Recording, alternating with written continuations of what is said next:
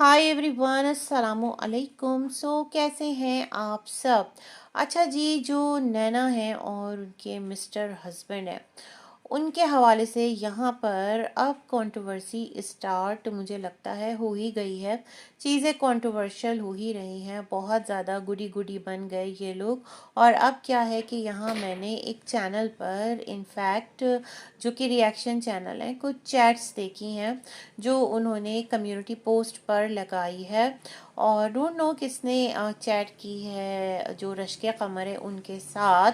और जब रश्के कमर you limelight पर आए, वो जो एक कंट्रोवर्शियल रील बनाई गई, उसको पब्लिश किया गया, फिर हाइड किया गया, फिर जनाब यहाँ अफसाने चले, तो उनसे पूछा जाता है कि आपने क्या नैनू से शादी की है? तो वो कहते हैं नो, जिसका जो दिल चाहता है कुछ भी बना देता है और मैं उससे शादी करूँगा। कुछ इस टाइप के उनके वहाँ पर रिप्लाइज हैं।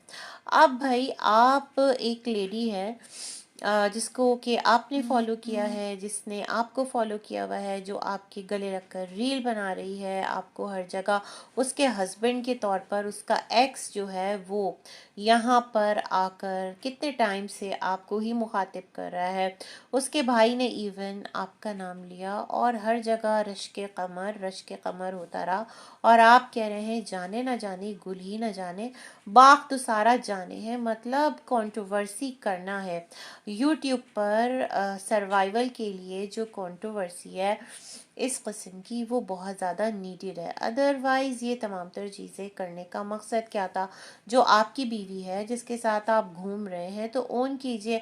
अदरवाइज़ आप किस हैसियत से उसके साथ रह रहे हैं? सवाल तो ये भी उठता है ना कि भाई साहब, आपकी वो क्यों इस तरह से वीडियोस डाल रही है, आपका नाम क्यों हर तरफ उसके जो अपने हैं या आप पराए हो चुके हैं वो ले रहे हैं, और आपने एकदम मुंह में दही जमा रखा है। तो कितनी अजीब चीज़ें। बट इस ख़ानदान के लिए कुछ भी अजीब नहीं है, इस बिरादरी के लिए सब कुछ नॉर्मल है और इनकी लाइफ इनकी मर्ज़ी, सबका ऐसा कहना है। अच्छा, मैं नजमा की लाइव सुन रही थी, वो कह रही थी, किसी ने कमेंट किया था, ज़्यादा तो नहीं सुनी, जो एक वहाँ पर समझ लें हाईलाइटेड पॉइंट था, वो ये था कि तुम्हारे साथ मतलब ऐसा इल्ज़ाम लगा दिया, वो जो एक उस्ताद जी के 100% शागिर्द मोहतरम है, तो उन्होंने कहा हाँ, इतना घिनौना इल्ज़ाम लगा दिया और अपने साथ ऐसे नथी कर रहा है। तो सच में ये है तो इल्ज़ाम बहुत घिनौना। मतलब जब यही इल्ज़ाम लगा था सितारा पर और उनके ही अपनों ने लगाया था, तो हम लोग कितना शौक थे। और सितारा से ज़्यादा सब समझते हैं हम लोग यहाँ पर कि हम सारे जो उस टाइम इस सिचुएशन को फेस कर रहे थे, देख रहे थे, सब के सब रिव्यूज़ भी बना रहे थे और डिप्रेशन में भी चले गए थे कि या अल्लाह ये क्या मामला है। और दिल अजीब सा होता रहता था, दिल अजीब परेशान सा रहता था। मतलब हम लोगों ने कुछ बनाया भी नहीं, हम लोग सिर्फ यहाँ पर एक है ना कि इस चीज़ को कोई डिफेंड करता रहा, कोई इस चीज़ को लेकर क्वेश्चन करता रहा, बस इसी में सारे उलझे फंसे रहे। लेकिन अगर देखा जाए तो ये तो इनकी बरादरी का बहुत कॉमन एक रवैया है। कोई भी इनका मर्द उठता है और अपने ही घर की बहू, बेटी, बहन के साथ कोई भी इल्ज़ाम, जो कि इसको 80 कोड़े पड़ने चाहिए, इस तरह का जो इल्ज़ाम है वो लगा के ये जा वो जा, और कितने आराम से कह दिया कि बस अच्छे अच्छे व्लॉग्स बनाओ। भाई, इस पर आकर क्यों गैरत किसी की नहीं जागी? इस पर आकर क्यों सबके सब खामोश रहे? और मैं कहती हूँ कि जो नजमा के शौहर हैं मिस्टर फारूक, चाहे उनको अम्मा हज़ार कसम दे दें भाई, लेकिन आपने निकाह किया है अपनी वाइफ के साथ, और आपकी वाइफ के बारे में उठकर कोई भी ऐरा गैरा इस किस्म का एक आकर स्टेटमेंट दे दे, जो कि निहायत नामुनासिब है, और आप एकदम खामोश बैठे रहें मिस्टर साजिद की तरह, जैसे कि मिस्टर साजिद उस टाइम खामोश थे, कुछ भी नहीं बोल रहे थे। और खामोश होकर पता नहीं बर्दाश्त का उस टाइम वो कौन सा मुजाहरा था। अब अगर हम सोचने बैठते हैं तो हम सोचते हैं ये तो गैरत है। गैरत पर इंसान जो है ना वो एकदम से ट्रिगर हो जाता है और उसको कुछ भी समझ में नहीं आता, लेकिन सब के सब उस टाइम सब्र की और बर्दाश्त की मूरत बने बैठे रहे। और यहाँ जो तमामतर लोग थे वो पागलों की तरह लड़ते भी रहे, कमाते भी रहे और रुसवा भी होते रहे, और सामने वाला जो है वो बर्दाश्त करता रहा। लेकिन नजमा ने एक बात जो अभी बोली है, उस बात को सुनकर मैं सोचती हूँ बंदी बोल तो सही रही है। उसने कहा है कि वो जो इल्ज़ाम लगा रहा है तो उसके लिए वो बिल्कुल उसके बेटे की तरह है। जैसे कि कौन है, उसका अपना बेटा है उमर, उसके अपने भाई हैं दोनों। तो अगर वो इल्ज़ाम लगाता है तो नजमा क्यों बर्दाश्त करे जब वो गलत नहीं है।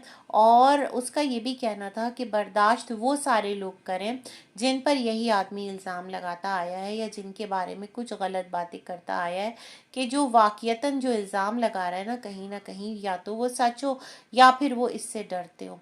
मतलब ये सारी बातें करके नजमा ने, मुझे लगता है, एक नया जो चैप्टर है ना वो स्टार्ट कर दिया और थमने का, रुकने का नाम नहीं ले रही। और एक औरत जो है ना वो वाक़ियतन क्यों रुकेगी जब उसके बारे में सोशल मीडिया पर आकर इतनी एक गलत बात कर दी जाए।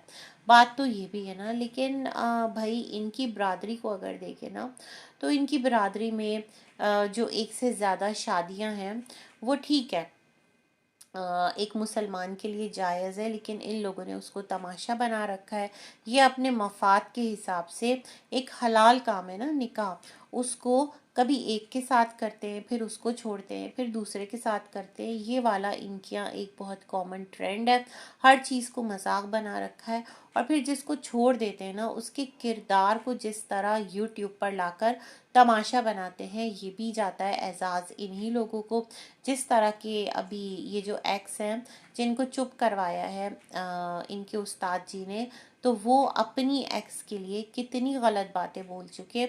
और जिस पर कि बहन ने कहा, नजमा बहन है, तो उसने कहा कि उसकी बहन को इस तरह से आकर जो बहुत पर्सनल बातें थी भी या नहीं थी, लेकिन क्योंकि आप एक टाइम पर उसके हस्बैंड थे तो आपने आकर उसको यूट्यूब पर बिला वजह ही ना, कोई वजह हो, कोई सबब हो, कोई रीज़न हो, आपने उसको बदनाम करके रख दिया। अच्छा एक बात पता है मैं क्या सोच रही थी, एक बात मैं ये भी सोच रही थी कि ये कहते हैं ना कि इनके घर आई और इनके घर का एड्रेस लीक कर दिया और ये कर दिया और वो कर दिया, मतलब क्योंकि इनको इदारों से कॉल्स आ रही थी, जो भी मामला था।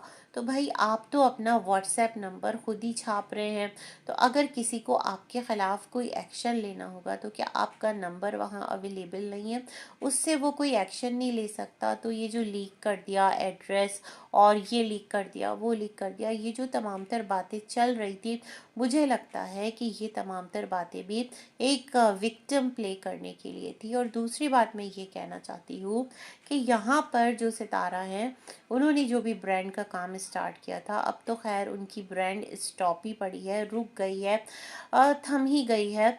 लेकिन देखिए यहाँ तो कोई ब्रांड भी नहीं है, मतलब डीडी लोग जिस तरह से कि फातिमा ने, आपा ने, वरना वो वाली फातिमा भी लोग समझ जाते हैं ना, तो एक कपड़ों का काम शुरू किया था और उस कपड़ों के काम को अब सौतन और हस्बैंड सारे के सारे मिलकर मतलब किस तरह से आगे लेकर चल रहे हैं।